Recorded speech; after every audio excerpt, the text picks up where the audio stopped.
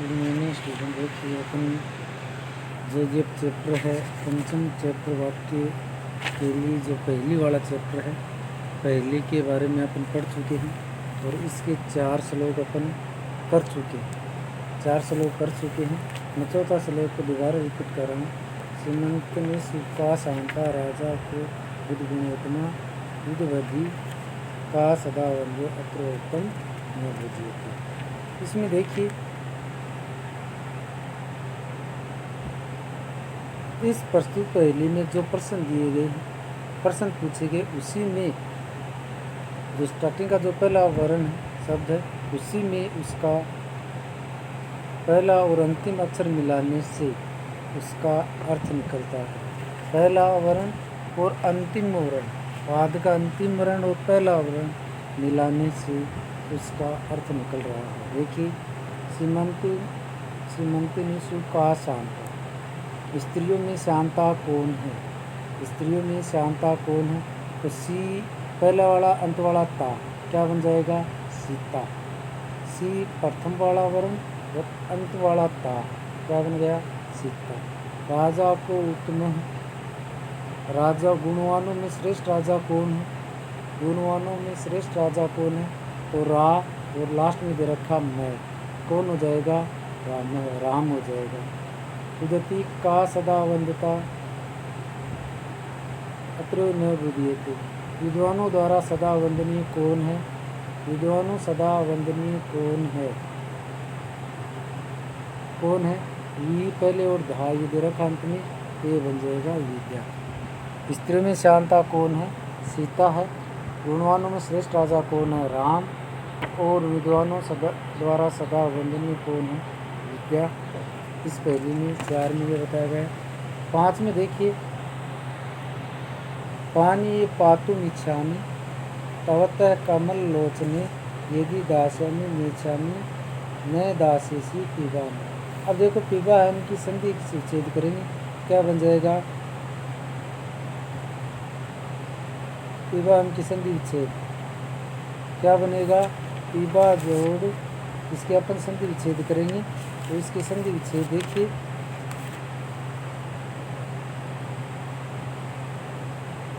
क्या बन जाएगी? पीबा जोड़ पीबामी जोड़ अहम बन जाएगी और ये संधि हो जाएगी। पीबामी जोड़ अहम। पानीयम पातुम इच्छामि तवतः कमल लोचने यदि दास्यति नेच्छामि च दास्यामि पिबामि। अब देखिए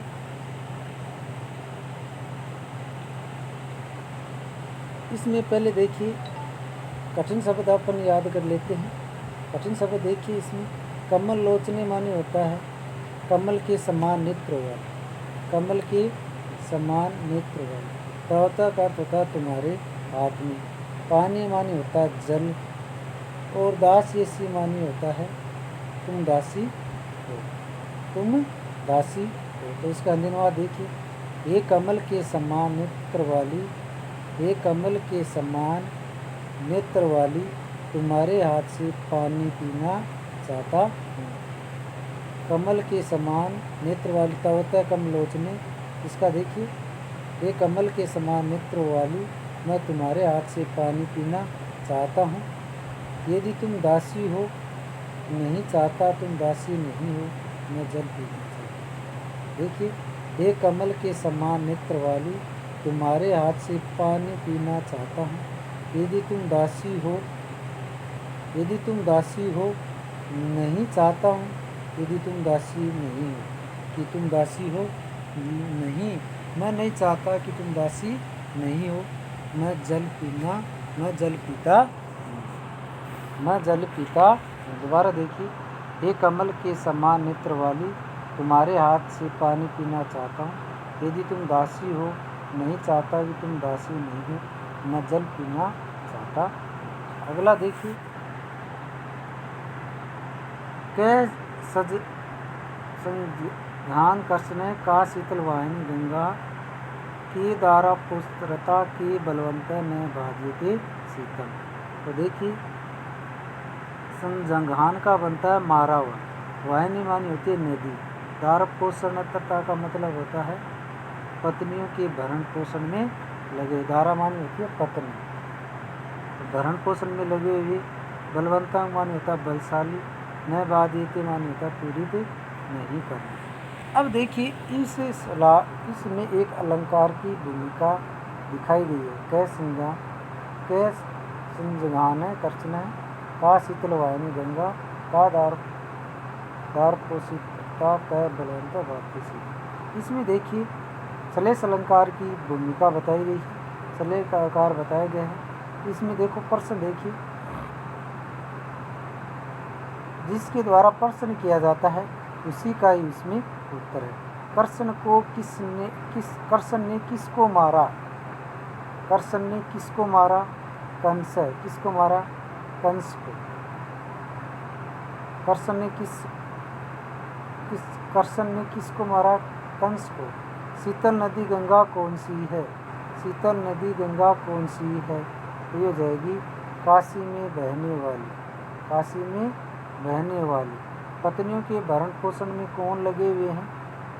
पत्नियों के भरण पोषण में कौन लगे हुए हैं? किसान लगे हुए। किसके बलवान को शीत पीड़ित नहीं करती? किस बलवान को शीत पीड़ित नहीं करती? कंबल युक्त व्यक्ति। जिसके पास कंबल होगी उसको शीत ठंड नहीं सताएगी। और पत्नियों का भरण पोषण कौन करने में लगे हुए? किसान। शीतल नदी गंगा कौन सी है? जो काशी में जो नदी बहती है वो। और कृष्ण ने किसको मारा? कंस को मारा। आगे चलिए 7 नंबर देखिए। केशवम पतितम दृष्ट्वा द्रोण हर्ष मुकुम आगतः रुदंती पूर्वा शरीर हा केशव है केशव। अब देखिए केशव केशव तो कहा गया श्री कृष्ण को, और के का अर्थ होता है जल में, और शवम का अर्थ होता है मरे हुए शरीर को। दृष्ट मानी देख करके। अब देखिए अब इस पहली में 2 अर्थ बताए गए हैं। पहला तो असंगत है, दूसरा संगत या तर्क सहित है। पहला तर्क सहित नहीं है, दूसरा तर्क सहित है। देखिए श्री कृष्ण को गिरा हुआ देखकर, श्री कृष्ण को गिरा हुआ देखकर द्रोणाचार्य प्रसन्न हुए। श्री कृष्ण को देख कर के द्रोणाचार्य प्रसन्न हुए। सभी कौरव रोने लगे, सभी कौरव रोने लगे। हाय कृष्ण हाय कृष्ण। तो ये पहले 2 अर्थ निकले इसमें। तो पहला अर्थ क्या है? श्री कृष्ण को गिरा हुआ देख कर द्रोणाचार्य प्रसन्न हुए, सभी कौरव रोने लगे। हाय कृष्ण हाय कृष्ण। दूसरे का अर्थ यह, जल में शव को देख करके, जल में शव को देख करके कौवा प्रसन्न हुआ। दूसरा अर्थ है इसका, जल में शव को देखकर कौवा प्रसन्न हुआ, किंतु सभी श्रृंगाल रोने लगते हैं, सभी श्रृंगाल रोने लगते हैं। हाय जल में शव, हाय जल में शव, हाय जल में शव या हाय जल में शव। देखो कौरवा नाम दे रखा है। कौरवा के एक तो दुर्योधन होगा, दूसरा क्या होगा? श्रृंगाल अर्थ होगा। क्या होगा?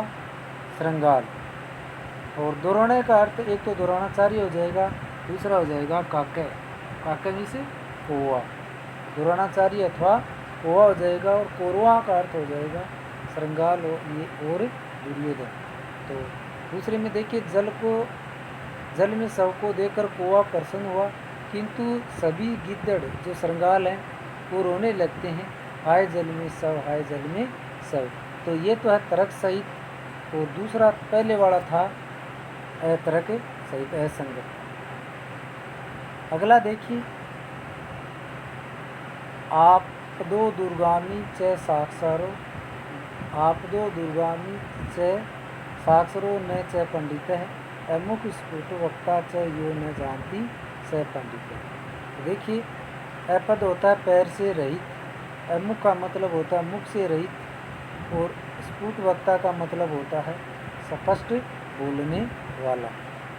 देखिए पैर से रहित, पैर से रहित और दूर जाने वाला है, पैर से रहित और दूर जाने वाला है, पैर से रहित और दूर जाने वाला है, किंतु पढ़ा लिखा हुआ है विद्वान नहीं।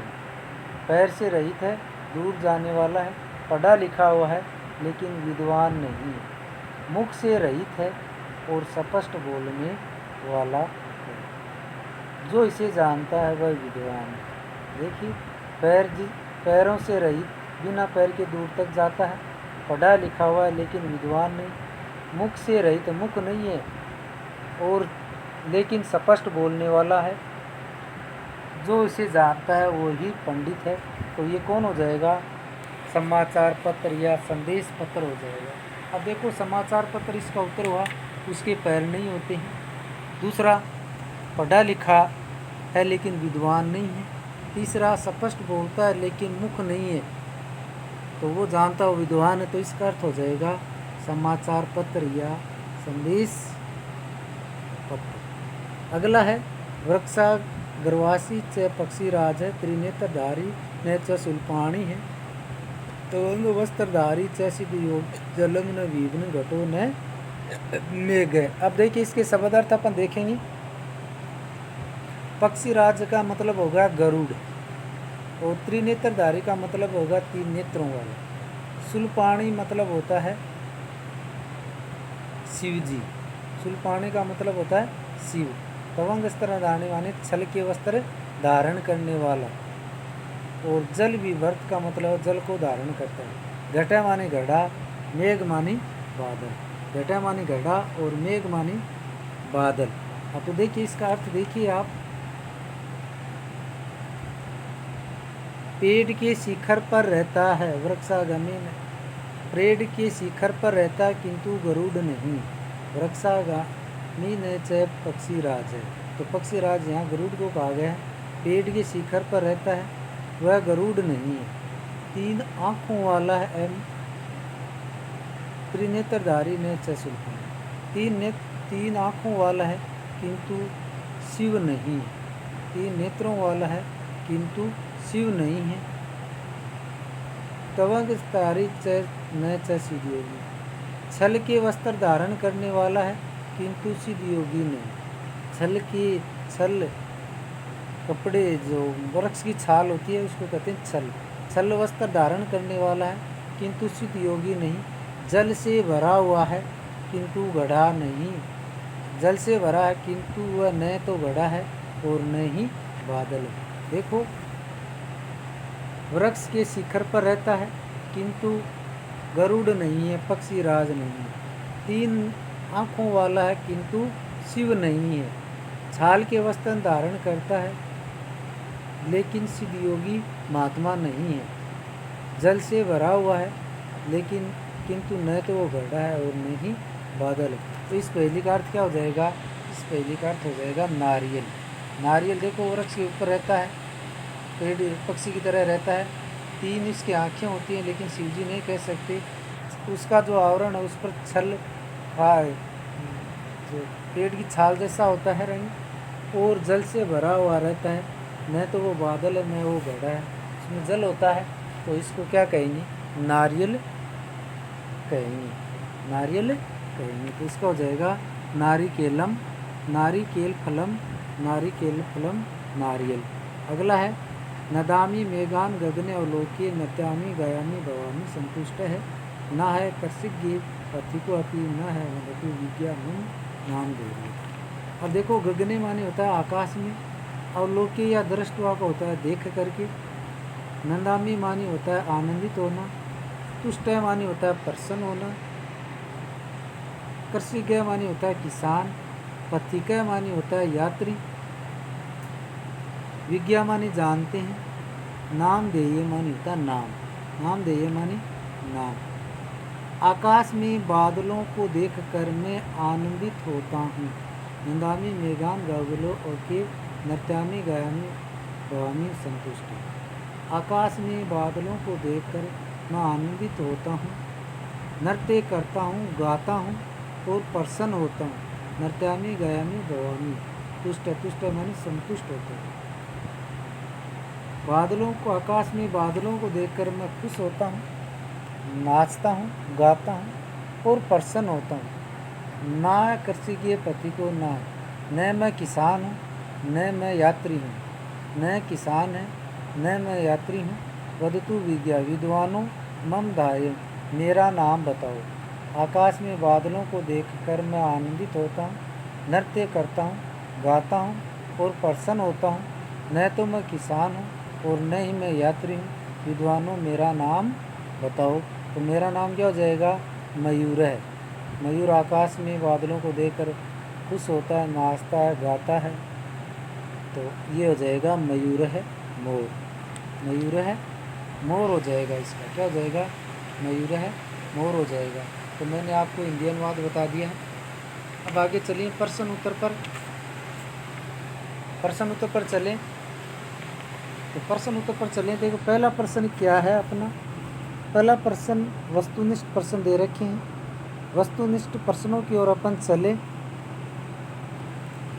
वस्तुनिष्ठ प्रश्नों की ओर चलें उससे पहले अपन थोड़ा सा अन्वय देख लेते हैं। इसके शब्दार्थ देख लेना। कस्तूरी मानी होता है द्रव्य विशेष सुगंधित करता है। कस्मात मानी कहाँ से। जायते मानी उत्पन्न होती है। करीना कुला मानी होता है हाथियों का वंश। पात्र मानी होता है कायरपुष। पलायते मानी भाग जाना। भोजने अंते भोज खाने के बाद में। पेय मानी पीना चाहिए। जयंत मानी इंद्र का पुत्र। सुत मानी पुत्र। विष्णु पदम मानी होता है विष्णु का पद। प्रोक्त मानी कहा गया। करक्तम मानी छाछ, दही से निर्मित छाछ। सर्कस्य मानी होता है इंद्र। दुर्लभ मानी होता है कठिन। समरस्य मानी होता है युद्ध। वर्गा मानी होता है भांगड़ा। अदंती मानी होता है खाते। सीमंतु मानी होता है स्त्री। और अभूत मानी हुआ। वंदा मानी वंदनी। अत्रेयते मानी होता है कथ्यते। बुद्धयते मानी जानता। पानी मानी जल। तवत मानी तुम्हारे हाथ। दास्य मानी पिलाओगे या देती हूँ या दस दोनों होते हैं। वाहिनी मानी नदी। दारा पोषण मानी स्त्रियों की भरण पोषण में लगे हुए हैं। द्रोण मानी द्रोणाचारी। और एक होता काकट। हर्षम तो पागत मानी होता है खुशी होना। पूर्वा मानी होता है एक तो संगाल। दूसरा होता है दुर्योधन। रोदंती मानी रोते हैं। केशव मानी होता है वासुदेव अथवा मृत शरीर। मृत शरीर। अपादो मानी होता है बिना चरण की। अमुख मानी बिना मुख की। स्फुट वक्ता मानी होता है स्पष्ट बोलने वाला।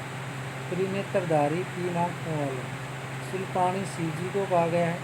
पक्षी राजा गरुड़ को कहा गया है। तवंग चक्रधारी का मतलब होता है छाल के वस्त्र या वलकल वस्त्रधारी। जलम विरेत मानी जल से भरा हुआ। घटे मानी घड़ा। मेघ मानी बादल। आलोक्य मानी देख करके। नंदामयी मानी आनंदित। पुष्ट मानी प्रसन्न।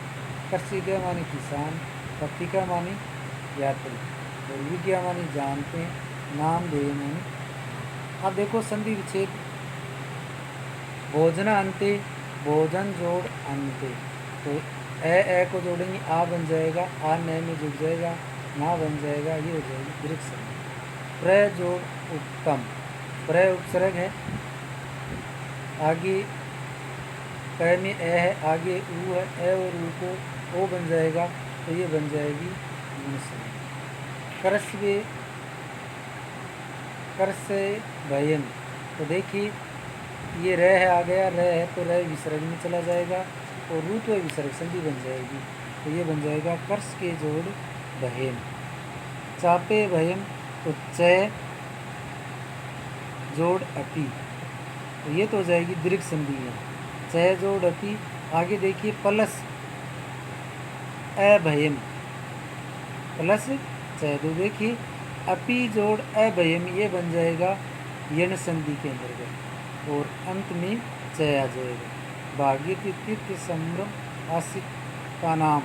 तो भा प्लस गिर प्लस रति प्लस इति प्लस समरस रसम प्लस आश्री काम।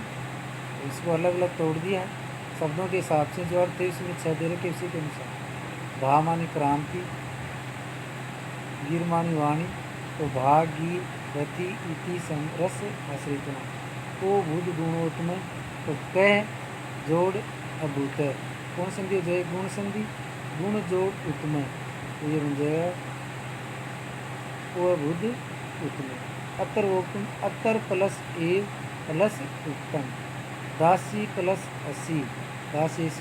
पिबाम हम का हो जाएगा पिबामी जोड़ अहम, पिबामी जोड़ अहम। रक्षा अग्रवासी का हो जाएगा रक्ष जोड़ अग्रवासी।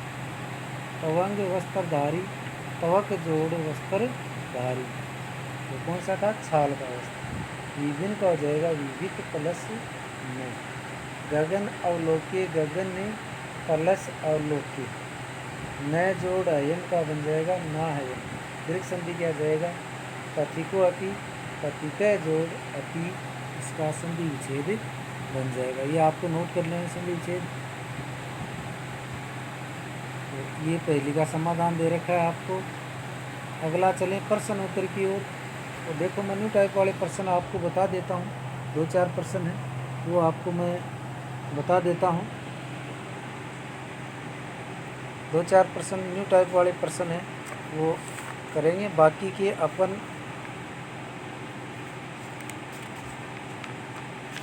बाद में करेंगे।